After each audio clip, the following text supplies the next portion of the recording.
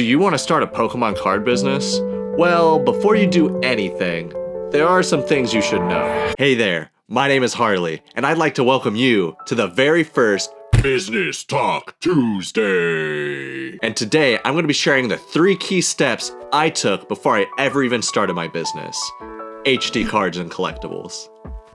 Just as an aside, this video is not meant to serve as some step-by-step instructional video that you must follow before you can start your business. I'm simply sharing what I did before I started my own. I am by no means an expert. So with that said, let's get into it. Have you ever been completely lost? Having zero knowledge and no idea what questions to even ask can be very discouraging. Before I do anything I don't know how to do, or I'm about to do something brand new for the very first time ever, I like to try to find answers. So it's no surprise that the first key thing I did was research. I watched YouTube videos and read articles and browsed forums, all to gather as much information as I possibly could about selling Pokemon cards online. This included things like shipping costs, shipping supplies, where to find the best and most affordable shipping supplies, and how to sell on different platforms like TCG Player, eBay, Drip, and whatnot. All those platforms have different terms of service and selling fees.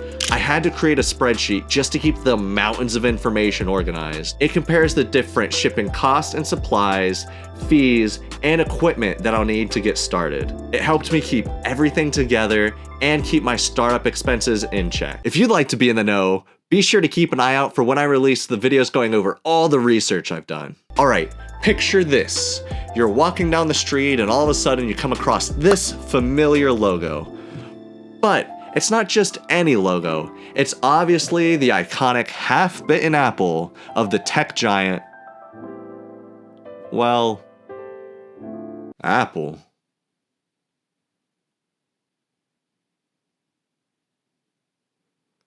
And when you see this logo, you not only recognize it, but it evokes a very specific feeling in you. And this feeling about the logo and the company behind it is branding in action. On the surface, branding is things like logos, fonts, and colors. But much deeper than that, it's how your customers feel about you. It's no secret that Apple has their super fans. They've built a level of trust that has converted their normal customers into die-hard Apple loyalists. And achieving this level of trust is no easy task, but I'll be sharing 3 simple things that I plan to do to help build trust with my customers. But before I could even begin building trust, I knew that I would need an identity that customers could recognize me by. So I got to work creating my very own logo, selecting which fonts and colors I wanted to use. And the most important thing I did was I made sure to use the same things across every platform, every social media channel, and eventually on my own website as well, just to remain consistent and recognizable. And if you're blessed with creative prowess and you're capable, you can do the very same thing. If you're not, good luck. No, but in all honesty, if you're not the creative type, there is still something you can do. It's called outsourcing. You can always hire someone to do those things for you. There's plenty of freelancing websites that walk you through how to do it on your own with templates, and there's even some AI tools that you can use. So just do one of those things. And of course, that's all the easier part of branding. The much more difficult part is getting your customers to know, like, and trust you, which is exactly where I knew I would be struggling starting out. No one is going to want to buy anything from me if they can't trust me. But luckily there are things you can do to build trust. So here's those 3 quick tips. I plan to package everything correctly so it arrives safe and sound to the person who purchased it. I also plan to make content, put my face out there to let you know that I am a real person.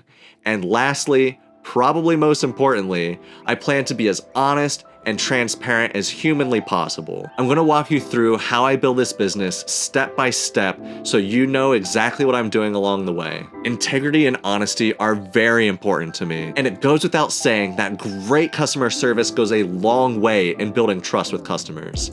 In fact, a study done by the Institute of Customer Service found that 82% of customers are more likely to trust a company if they receive fantastic customer service from them. But all that statistic nonsense aside, I mean, who wouldn't want to buy Pokemon cards from such a friendly face? Now, some people might disagree with me on this next point, and that's okay. But for me, it's been very helpful. I sat down and I created a social media plan and a basic business plan. Pretentious, right? Failing to plan is planning to fail. So I got to planning.